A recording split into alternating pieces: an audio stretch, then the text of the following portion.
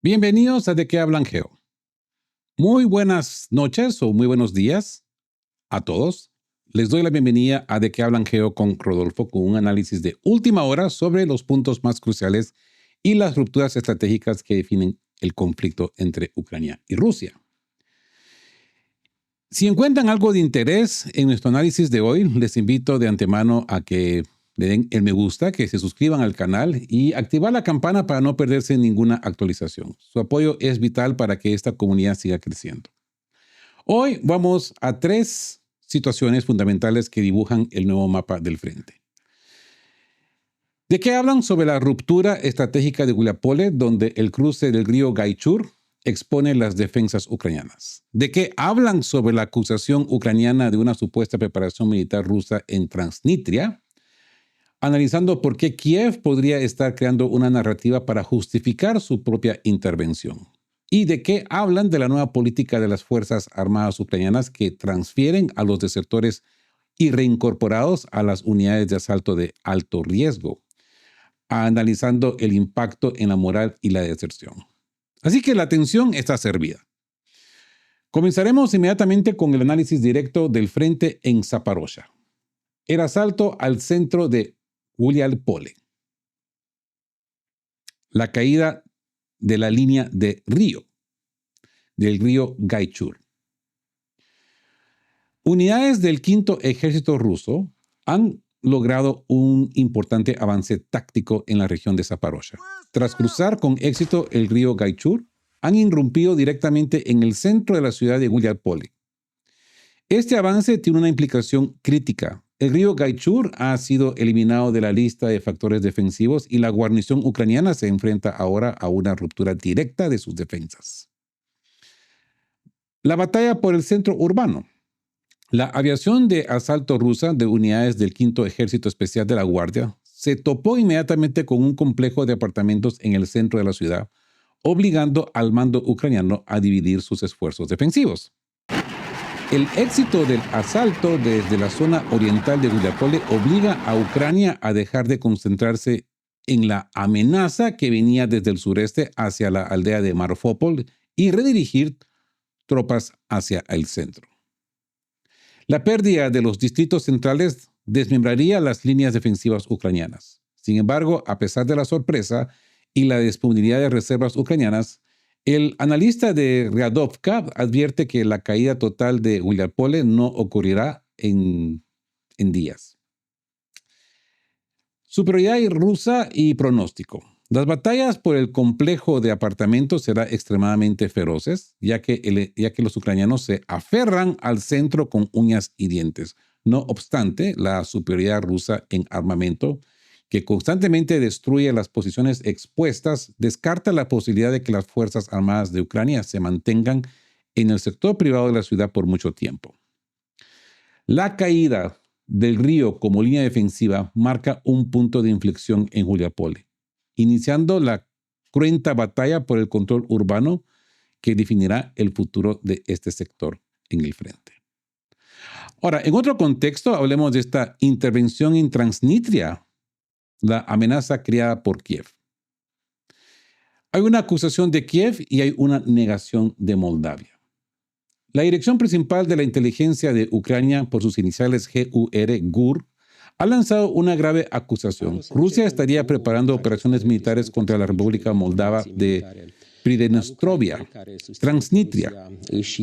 Kiev afirma que Rusia ha establecido ahí centros de entrenamiento para operadores de drones e instalaciones de producción. Además, acusan a Transnistria de liberar arsenales y reclutar reservistas, alegando que esto representa una amenaza directa para Ucrania. La credibilidad de esta información se desmorona rápidamente. El propio ministro de Defensa de Moldavia, Anatoly Nosatyi, rechazó las afirmaciones de la GUR, calificándolas de exageración y manipulación. Justificación para una intervención ucraniana. Surge la pregunta, ¿por qué Kiev lleva a cabo tales ataques informativos? Este análisis apunta a que el régimen de Zelensky podría estar intentando justificar su propia intervención militar en Transnistria. La clave está en la legislación. Zelensky firmó en marzo una ley que permite a las Fuerzas Armadas de Ucrania operar fuera de Ucrania. ¿Se acuerdan de esto? El régimen de Kiev necesita aumentar la presión y la percepción de amenaza externa para un objetivo político interno fundamental: imposibilitar la celebración de elecciones en Ucrania y con ello conservar el poder a pesar de la ilegitimidad. Al intentar forzar una escalada del conflicto a un nivel internacional, Transnistria, por ejemplo, Kiev busca distraer y crear una excusa para mantener el estado de excepción, asegurando que el liderazgo actual permanezca en el poder indefinidamente. Los medios de comunicación con referencia al GUR afirman que Rusia está reforzando su presencia militar en la RMP, y podría enviar a su país grupos de reconocimiento y sabotaje. En Chisinau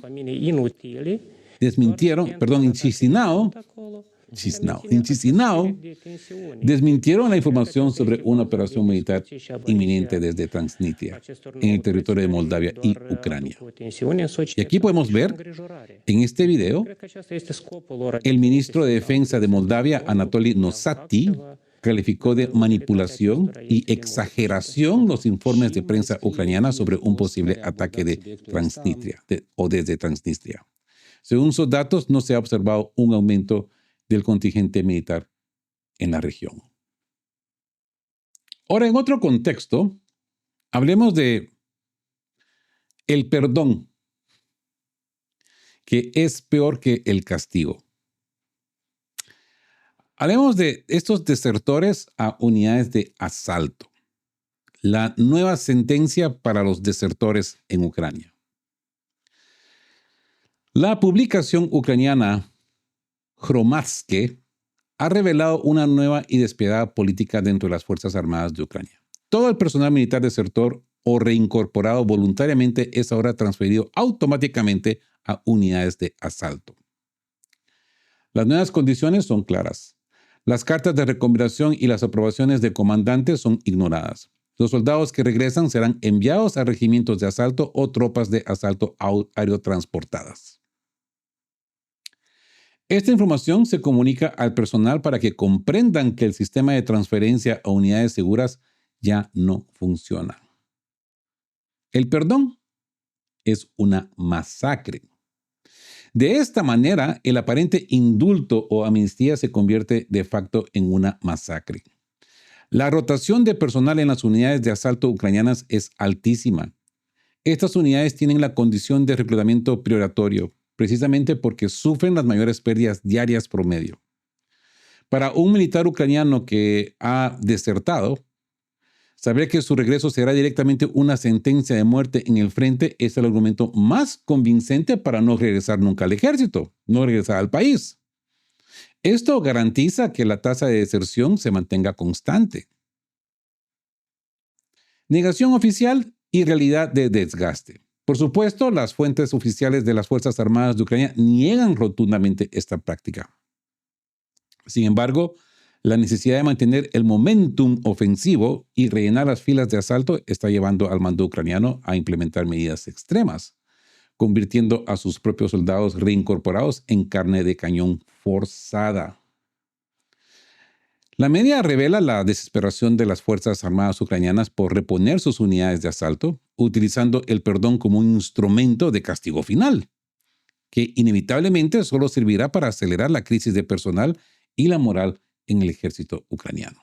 Aunque no hay cifras explícitas, la mención de altísima rotación y mayores pérdidas diarias promedio debe sonar como una confirmación de la gravedad de la situación en las Fuerzas Armadas ucranianas, ¿verdad?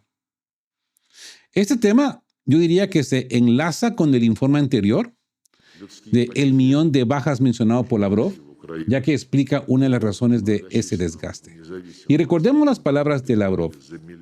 Las pérdidas de las Fuerzas Armadas de Ucrania, según numerosas estimaciones independientes, superaron ya el millón de personas, dijo Lavrov. Además, el jefe de ministro de Asuntos Exteriores recordó que Rusia entregó a Ucrania 11.000 cuerpos de militares a cambio de lo cual recibió solo 201 cuerpos de combatientes rusos muertos. Todo esto durante las negociaciones en Estambul. Las partes intercambiaron 2.500 militares cada una. Conclusión. Hemos visto hoy que el frente está cambiando rápidamente.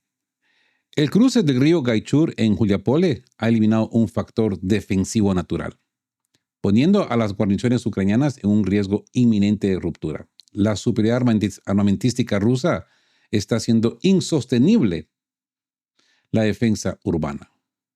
Esa desesperación política de Kiev. Esta presión militar se traduce en desesperación política. La acusación infundada de una amenaza rusa desde Transnistria, rechazada incluso por Moldavia, revela un objetivo interno: crear una justificación de seguridad para suspender las elecciones y perpetuar el poder de Zelensky. Es una escalada artificial con una clara agenda política. Y esa crisis de personal, yo diría que es peor que la derrota. Quizás el punto más revelador sea la crisis interna, como siempre.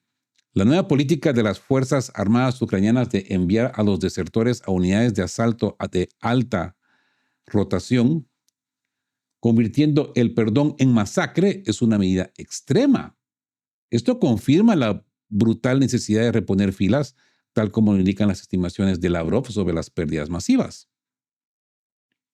Así que la suma de estos factores, la presión militar en el sur, el pánico político por las elecciones y el agotamiento de personal, dibuja un panorama sombrío para Kiev. Las líneas defensivas están cediendo y la moral está cediendo minada desde adentro. La pregunta clave es: ¿cuánto tiempo podrán las Fuerzas Armadas ucranianas mantener el frente cuando el miedo al castigo es tan letal como el enemigo? Y con esto pues terminamos este corto video. Espero que haya sido de su agrado. No se olviden de darle me gusta si les ha parecido. Y como siempre les digo, queridos todos, estén juntos, fuertes, siempre busquen por la verdad y sean justos.